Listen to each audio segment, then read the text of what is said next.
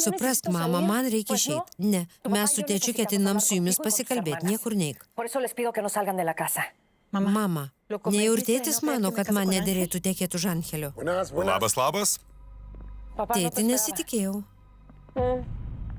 Mums reikia pasikalbėti, senelį. Noriu užduoti svarbų klausimą. Kokį?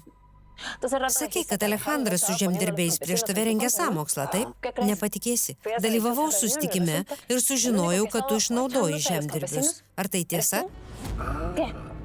Tu nusavinai jų žemes? Viktorija, kokie čia klausimai ir kaltinimai?